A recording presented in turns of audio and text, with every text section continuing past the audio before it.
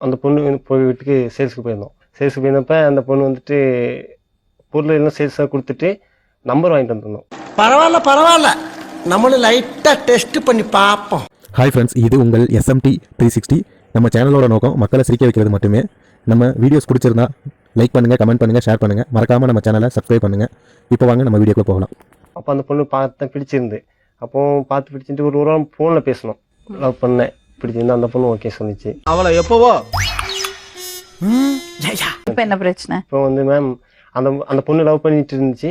அப்போ அந்த பொண்ணு என்ன சொல்லிச்சுன்னா, நான் உங்க கூட வந்துருந்தேன் அப்படின்னு சொல்லிச்சு. ராத்திரில இருந்து அந்த பாம்பே மயில் இந்த கருஞ்சிருத்தைக்கு அடி லவிஸ்டிக்கு அடுத்து ஒரு 3ஆவது நாள் நான் அந்த பொண்ணை பார்க்க போயிருந்தேன். மதுரைக்கு பார்க்க போயிருந்தப்போ அப்போ அந்த பொண்ணு என் கூட வரேன்னு சொல்லிச்சு. அப்போ சரி வரேன்னு சொல்லுவோம், வீட்டுக்கு கூட்டு போயிட்டேன் நெல்லைக்கு.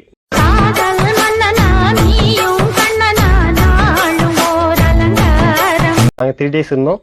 மொபைல் நம்பரை வச்சு கான்டாக்ட் பிடிச்சி இங்கே வந்துட்டாங்க நெல்லைக்கு வந்து அந்த பொண்ணை பிடிச்சி கூட்டிகிட்டு போயிட்டாங்க.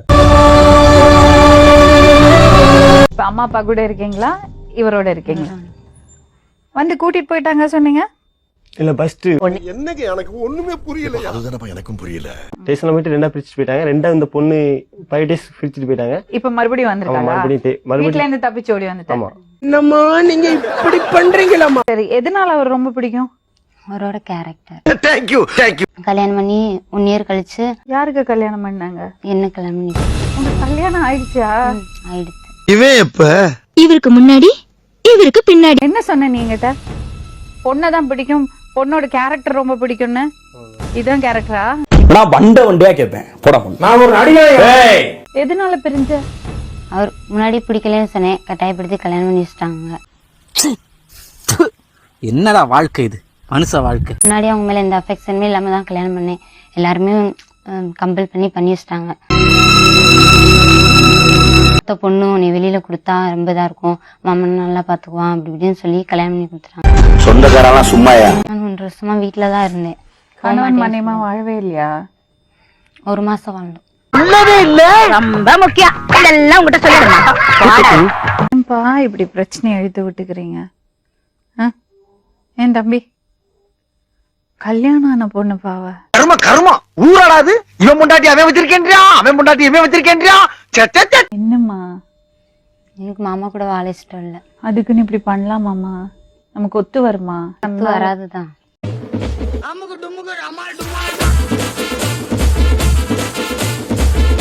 பிடிச்சிருந்து.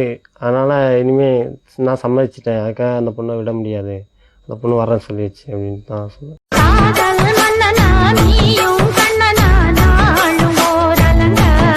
அந்த பொண்ணு மேரேஜான பொண்ணு தான். மேரேஜான பொண்ணா இருந்தாலுமே அந்த பொண்ணு அவங்க மாமா கூட வாழ்ந்துட்டு நான் கூட்டிட்டு வந்திருந்தா என் மேலே தப்பு இருக்கலாம். அதனால அந்த பொண்ணுகிட்ட சொன்னேன், டைவர்ஸ் கொடுத்துட்டு வா அப்படின்னு சொன்னேன் அவங்க மாமாக்கு. அது என்னமா கொஞ்சம் கூட வெக்கப்படாம பேசிட்டேன். இந்த பொண்ணு சொல்லிச்சு, இல்லை நான் டைவர்ஸ் கொடுக்க முடியாது, எங்கள் அம்மா அப்பா கட்டாயப்படுத்தாங்க எங்கள் மாமா கூட வாழ சொல்லி, நான் டைவர்ஸே கொடுக்க முடியல, நான் வந்துருது அப்படின்னு சொல்லிச்சு. அப்போ நாங்கள் 2 பேரும் போயிட்டு எங்கள் ஊரில் இருந்தோம். 3 நாள் இருந்துட்டு ஃபோன் டவர் வச்சு கண்டுபிடிச்சி வந்துட்டாங்க.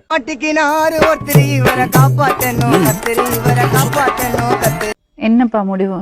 மேம் அந்த பொண்ணோட வாங்கணும், ஒரே முடியும் மேம். என்னம்மா நீங்க இப்படி பண்றீங்களாம்மா? அப்படி பெரியவங்களா நிச்சயிக்கப்படுவதே இன்னைக்கு தவிடுபடி ஆகி ஒவ்வொரு கதைகள் என்னமோ சங்கடப்பட்டு குடும்பம் நடுத்தருள் அலையுது. சொந்தமாக குட்டியான எடுத்து தொழில் பண்ணலாம் அப்படின்ட்டு பணம் கொஞ்சம் கம்மியாக இருந்து, ஒரு 30,000 ரூபாய்ட்ட கம்மியாக இருந்து. அப்போ அக்காட்ட கேட்டேன், மற்றபடி தப்பாக செலவு பண்ணுறதுக்கெல்லாம் இல்லை. தண்ணி ட்ரிங்க்ஸ் எந்த பழக்கமும் எனக்கு என்கிட்ட கிடையாது. அவரோட ரெப்புடேஷன் சரியில்லை, பாத்துக்கோ. பாத்துக்குவாங்க, எல்லா பிரச்சனையும் எனக்கும் தெரியும். நான் தான் அக்காவோட நகையை வாங்கி வச்சுட்டு திருப்பி கொடுங்க அப்படின்னு சொன்னேன். ரொம்ப முக்கியம், இதெல்லாம் உங்ககிட்ட சொல்லிடுறேன்.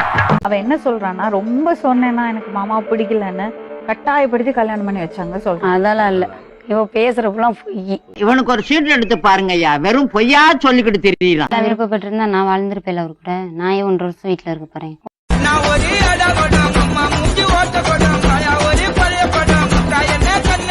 இப்படி ஒரு விஷயம் செய்யறதுக்கான காரணம் என்ன? எதனால அவ அப்படி ஒரு தப்பு பண்ணான்னு கேட்டோம்னா என்ன சொல்றான்னா, எனக்கு பிடிக்காத ஒரு வாழ்க்கைக்குள்ள என்ன தள்ளி விட்டுட்டாங்க சொல்றா. இதுக்கெல்லாம் யார் காரணம் தெரியுமா? இவ வந்து கல்யாணத்துக்கு சம்மதிச்சு நாங்க என் தங்கச்சி கேட்டு, எங்க அம்மா கேட்டு, என்ன மாரி எல்லாருமே நாங்க கேட்டு, இவளோட சித்தி மட்டும் தான் கேட்டாங்க. வந்து உங்க அப்பாக்கு இஷ்டம் இருக்கு இல்லையா? அதெல்லாம் இல்ல. இல்ல அவருக்கு அவங்க அப்பா இப்ப இவன் மூஞ்சிலே முழிக்க மாட்டோம். வர மாட்டேன்ட்டா. அவனுக்கு இந்த வீட்டுக்கும் எந்த சம்பந்தமும் கிடையாது. அவன் முகத்துல யாரும் முடிக்க கூடாது. போலீஸ் கேஸ் ஆயிடுச்சு மேடம். போய் இது மேல நாங்க கேஸ் கொடுத்துட்டோம். போன நிமிஷத்துலயே தாலி செயினை வாங்கி 75,000க்கு என்னப்பா புது கதை? காசு இல்லப்பா. அந்த பொண்ணு வந்து தான் என்னென்ன நகை என் கையில இருக்க வேண்டாம், பேங்க்ல அடவு வச்சிடலாம் சொல்லிச்சு. இந்த பொண்ணு எடுக்கல. போன நிமிஷத்துலயே 5 பவுன் சொல்லு, நீதான் தைரியமான ஆளு, சொல்லு. இவளோட அவ செயினை வச்சுட்டு நீ அந்த காசு என்ன பண்ண? அவளுக்கு ட்ரெஸ் வாங்கி கொடுத்துருந்தேன், பேங்க்ல பணம் போட்டு வச்சிருந்தோம். இத நான் நம்பணும். இன்னும் திமிரு இருக்கணும் உனக்கு. உனக்கு தான் தெரியும், தெரிஞ்சுட்டு வந்து ஏன் கேக்குற நீங்க? லைஃப்ல நீ செட்டிலே ஆகல, உன் கையில காசே இல்ல, அதான் பிரச்சனை. நான் வண்டியா கேட்பேன். போடா நான் ஒரு நடிகை. அவங்க ஊரு போலீஸ் ஸ்டேஷன்ல கேளுங்க. அந்த போலீஸ் ஸ்டேஷன்ல கேளுங்க. இவன் பிராடுன்னு அந்த போலீஸ் ஸ்டேஷனே ஃபுல்லா சொல்லுச்சு. இவனுக்கு ஒரு சீட் எடுத்து பாருங்க ஐயா, வெறும் பொய்யா சொல்லிக்கிட்டு தெரியலாம். 15 சிம் கார்டு மேடம் உடைச்சு போட்டாரு. திருப்பி மறுபடியும் அதே நம்பர்ல வாங்கி இவளுக்கு பேசி திருப்பி வந்து இவன் தான் வந்து திருப்போணத்துல வந்து நின்று இவளை கூட்டிட்டு வந்திருக்கேன். ராத்திரில இருந்து அந்த பாம்பே மயில் இந்த கருந்திருத்தைக்கு அடி 2 மாசம் பேசி ஆசை வார்த்தையை கொடுத்ததுல இந்த ஆனா இப்ப தப்பால பொண்ணு கிடையாது. அப்படின்னா என்ன? ஒன்ன தட்டி என் மயன் 2 பேர் இருக்கேன். உன்னை என்ன நான் செஞ்சுட்டு போக வேண்டாம். என் மயன் 2 பேர் அவ உட்கார்ந்துருக்கா பாருங்க. வேஷம் போடுற அப்பனுக்கு மேல வேஷம் போடுற.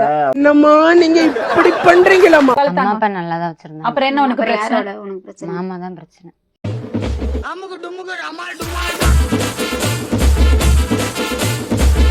கொலுசுல இருந்து தோடுல இருந்து மூக்கத்தில இருந்து அவ்வளவு ட்ரெஸ் வந்து 1000 இவங்க ட்ரெஸ் போடுறது. போலீஸ்காரன் கேட்டேன், கேட்காத என்னை கேட்டேன், தூக்கு போட்டு சாகுற மாதிரி.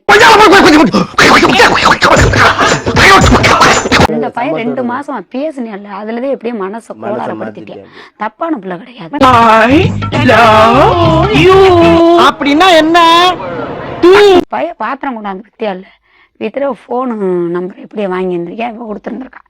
கொடுக்கையிலே எப்படி ஆசை வார்த்தைய பேசிட்டாங்க.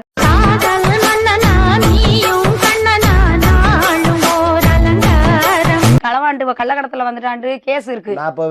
போறியா உள்ள போறியா? இவளு நீ உள்ள போறீங்களா? 2 பேரும் போறது. உள்ள போறோம் மேம். உண்மை நினைச்சேன், சிரிச்சேன். இந்த பாருங்க, நீங்க உங்க பொண்ணுகிட்ட பேசுங்க, அவன்கிட்ட பேசாதீங்க ப்ளீஸ். இல்ல அவளும் உள்ள போன சிக்கிக்கிட்ட நீ சாமி, தப்பிக்க முடியாது ராஜா. வாசமா சிக்கிக்கிட்டேன். நான் அவங்க கூட தான் போவேன், உங்க கூட போக முடியாது. நாங்க அவங்க கூட அனுப்பி விடுறதுக்கு வரல.